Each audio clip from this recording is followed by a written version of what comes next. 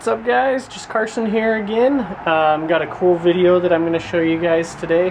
Going to kind of dive into the basics of a propane smoker. It's not the most commonly used smoker, but I feel like it's one of the best smokers to use for good flavor. It's super easy to use. The dogs are excited about it. I'm excited about it. So right here, I am not affiliated with Camp Chef. They are not paying me to say any of these things. But this right here is a Camp Chef smoke vault. And I apologize in advance for the background noise. We live kind of on a busy road for a hometown farm, but we got cars that drive by all day that make a lot of noise. But alright, this is a smoke vault. Like I said, it is a propane smoker. I'll slide this drawer out of there. So right in there is just a regular propane burner, just like what you see on a camp stove. And then this pan right here at the bottom that I'm sliding in, that is for the wood chunks, wood chips. You can even throw pellets in there. I wouldn't recommend it because they burn a little bit different. But I usually like to use chunks. I've got a bucket right here. These are cherry chunks that came from my parents' house up in North Ogden, Utah.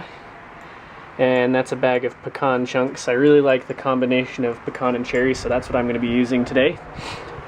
Alright, then moving up right there, just above the wood chunks and wood chip tray, we have a water pan. When you smoke something, it's really important to add moisture in there because smoke dries out the outside of whatever it is that you're smoking. So if you get moisture in there, you get some steam that mixes in the air with it. It keeps the outside of whatever you're cooking from drying out. Then it's just got a bunch of spots for shelves. Some of them are kind of dirty, but we're going to use that middle one right there. I am going to have two things going on the smoker today. I originally was just going to do one thing, but I've got a pork butt that's thawed out in my fridge right now, and then I saw that beef chuck roast was on sale at the store too. So I'm just going to go ahead and throw one of those on there. It's kind of funny, I'm the only one at home this weekend. It's just me and the dogs. And I'm throwing kind of a lot of food on the smoker, but this is going to be great as far as meal prep is concerned. We're going to be able to use the leftovers for tons of different things. We've got like enchiladas that we can do with the pulled pork. How I'm going to prepare the chuck roast is going to be just like a brisket.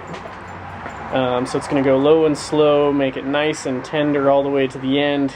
And you can throw that in sandwiches. You can chop it up and throw it also in sandwiches just chopped up. You can put it in chili, you can put it in baked beans, all sorts of different things. Alright, so to start this thing out, you obviously need propane. So I'm going to hook that up here in just a second. But what you want to do is kind of get just a base layer of what are going to be your coals. You're not going to throw your meat right in on the smoker, because you're going to get all that dirty smoke from the initial burn of the wood. You got to let your smoker warm up. So I try and throw just kind of the smaller chunks in first, so you can get just that base layer of coal. I don't have a ton of small chunks of this stuff. It's hard to do that on your own. But I'm throwing a bunch of cherry right here in the bottom. This is kind of a lot, but I like to get a good smoke going at the beginning. Like I said, once again, just to get that nice base of coal. Alright. One-handed cooking is not easy. Let's throw some pecan in there. This bag is almost empty, so I'll probably almost end up running out. And if I do, I'll probably end up having to use a little bit of oak, or maybe just all cherry. There's so much you can do with this stuff where I'm throwing two different kinds of meat on the smoker at the same time. You want to make sure that you get something that goes well with both kinds of meat. Pecan and cherry pretty much go good with everything. They're stronger smokes. The fruit wood is good. It burns hot. And the pecan gives it kind of a nice, simple, nutty taste. So that's basically all there is as far as setting it up. I've already got the water in the pan. You just close that up right there. Oh, look at how unprepared I am. Now this is another thing right here. I just got this at the local hardware store. That is a propane tank. I don't know what you would call it, but it tells you how much propane you have left in your tank, and it is awesome as far as going with something on a long smoke, so you know how much propane is in there so you don't run out. because that is a nightmare. So I'm just going to get this hooked up and I will be right back with you guys. Alright, I've got my propane tank hooked up, got everything ready to go. What's great about this smoker is you can just light it with this dial because it lights all on its own. I'll try and get you guys right up in there. So you push it down, and before it clicks, it starts to let gas through. I don't know if you guys can hear that at all. I like to let it go for a second or two and then click it. That way there's enough gas out there to make sure that the pilot light lights from the very start. So from the beginning it goes on a high temperature. We are going to go lower and slower today. We don't need such a high heat and such a strong flame. So we're going to turn it down. We're going to go somewhere right around a medium. So you can see the flame is a little bit lower there. And that flame just rides right up on that pan of wood chunks and wood chips. And it's going to start to burn it and give us that bed of coal that's going to give us a nice clean smoke after a few minutes. So we're going to let that burn. I'm going to take you guys inside, show you the meat that we're going to be working with, and we can season that up, trim it up, get it on the smoker. Alright guys, we're inside now. I'm going to show you the 2 cuts of meat that we're going to be working with today. So we're going to have a chuck roast, like I said, and then we're going to have a pork butt, which actually doesn't come from the pig's butt, it comes from the shoulder, but that's what they call it. So right here on this side we have a nice pork butt. Got that fat cap on the top. Then over here we're moving on to the chuck roast. This is kind of a unique cut of chuck roast. Haven't really seen one cut like this. This one's probably going to cook a lot quicker because it's so thin. But if you kind of dive right in there, you can see all that awesome marbling right there. So if you cook a chuck roast right, it can be so delicious. If you undercook it though, it can end up being really tough. So my favorite thing to do with chuck roast is to cook it just like a brisket. Take it real low and slow all the way to the end. Get it up somewhere between 201 to 210 degrees. And all that fat that we see right there is going to start to break down and make the meat super, super tender. Right here is the fat cap on the top of the pork butt. This is where I'm probably going to make a lot of barbecue lovers go crazy, but I'm going to get rid of that fat cap. A lot of people will use it to protect the meat while it's cooking, so they'll put the fat cap down so the heat doesn't directly hit the meat. I've personally never had a problem with that. I like to go nice and low and slow. I've never had a problem with overcooking or heating up the meat too much on the bottom. A lot of people will keep the fat cap there at the top because they say as the fat renders, it bastes the meat. But basic science teaches us that oil, which is the fat cap, and water, which muscle is made out of, obviously don't mix too well. So all the fat's going to do is just run off and make everything super greasy in the end. So there's a million ways to go about this. A lot of people like to just slice through like that, so I'm showing you that way. My favorite thing to do though is find a good corner that I can grab onto. You kind of got to play with it for a little bit. Kind of just pinch a corner and you're pulling the fat away from the meat as you're trimming, as you're slicing into it. So like I said, I'm not getting rid of the entire thing, but I'm getting rid of pretty much everything, just on the top here. Alright guys, I am done trimming as much as I'm going to on that pork butt. As you can see, there's still plenty of fat on there, because you still want to have something there, because obviously fat is flavor. You just don't want to have an excess of it. Alright, so this right here is my signature beef rub. This is my own recipe. You can get it on my website. It's just called the Beef Dry Rub. I'm also going to start selling it here pretty soon, so keep an eye out for that. This is what I'm going to throw obviously on the beef. It can go on pork and it would probably be delicious, but I'm just going to throw it on the beef today. So it's super simple. It's different than seasoning a steak, but really not too complicated how you put a rub on something like that. Alright, you're going to see out there a lot of people do a lot of different things as far as putting what is called a binder on a cut of meat. Basically it's something that gives the rub something to stick to. I like to use mustard, not necessarily because it's a good binder, but also because mustard is a great tenderizer. So all you're doing is just putting a little drizzle of mustard on it, and you're rubbing it across the whole thing. If you do not like mustard, don't worry, you will not be able to taste this. If you can pick up that taste of mustard after all is said and done, you have quite the refined palate. So it's not a ton that you put on there, you're just rubbing it over the whole thing. Like I said, mustard is an awesome tenderizer. So not only is it going to give the rub something good to stick to, it's also going to help tenderize the meat in the cooking process. Alright, so for the beef rub, it's different than seasoning a steak. Usually for a steak you just season a little, kind of light, just like that on the top of the steak. We're going to go a little bit heavier here.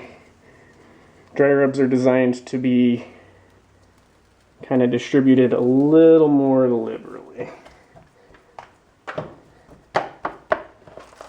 And you want to get all the sides. Different than a steak and a burger where usually you just season the one side, or the top and the bottom at least. So we're going on all sides, making sure there's a nice, good, delicious layer. And this is a good part because there are so many great smells in this beef rub that are already starting to kind of show themselves. So that's it, it's ready. Kind of hold it up to the camera here.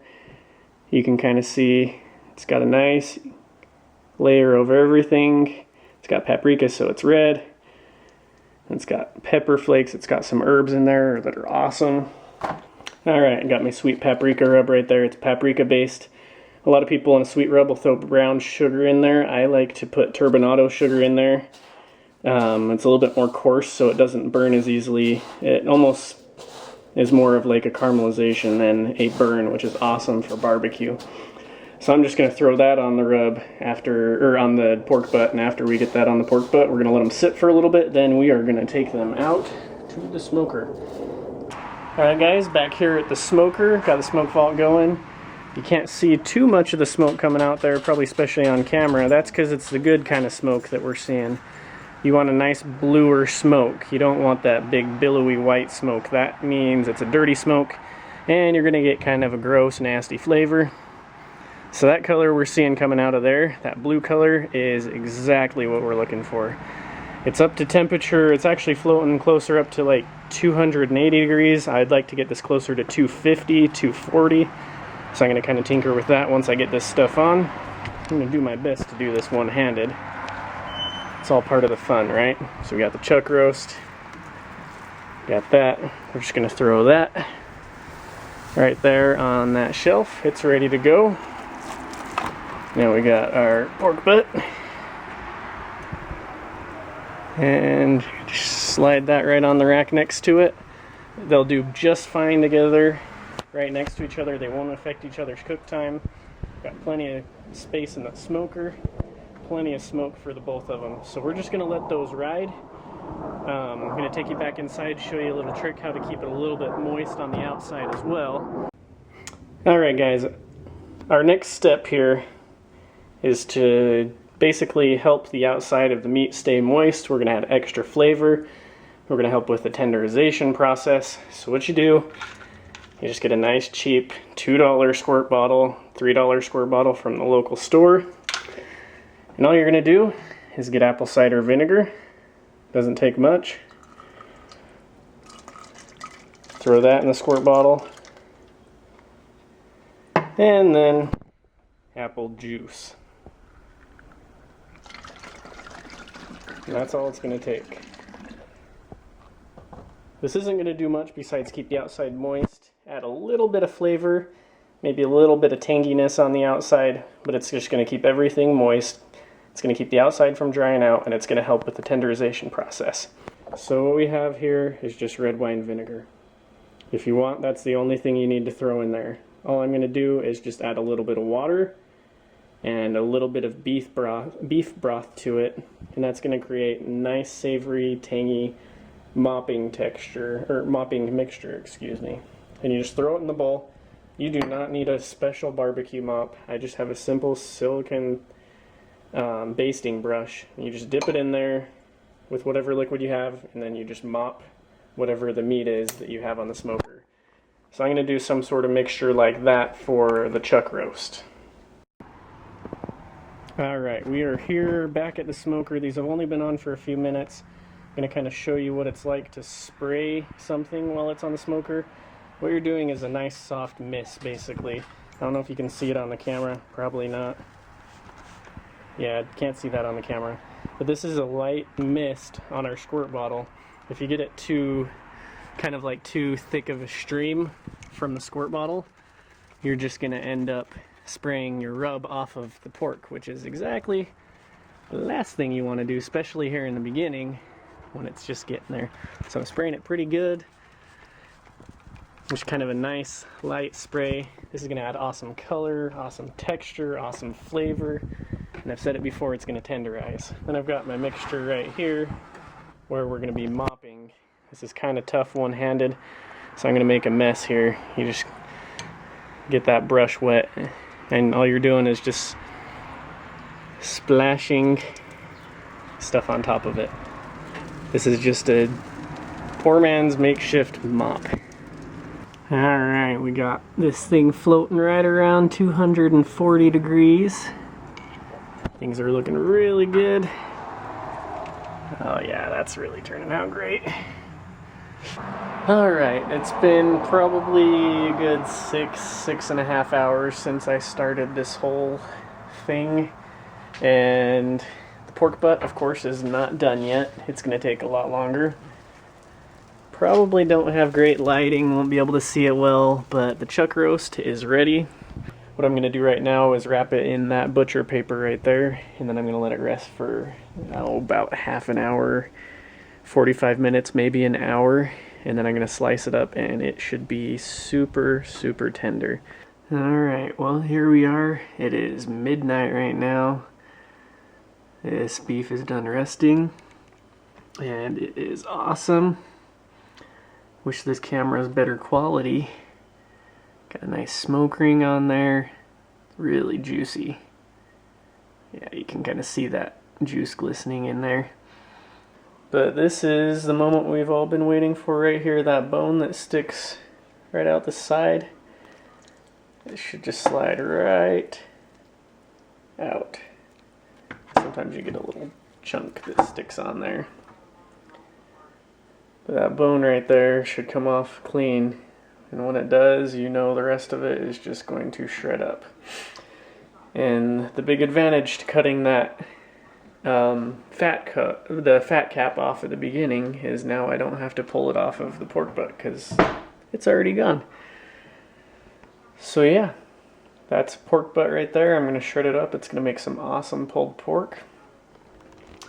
Thank you for tuning into this video. I hope you enjoyed it. I'm going to make some more like this that hopefully won't take quite as long as these ones did. But like I said, I hope you enjoyed it. Tune in for more videos in the future. Thank you, and goodbye.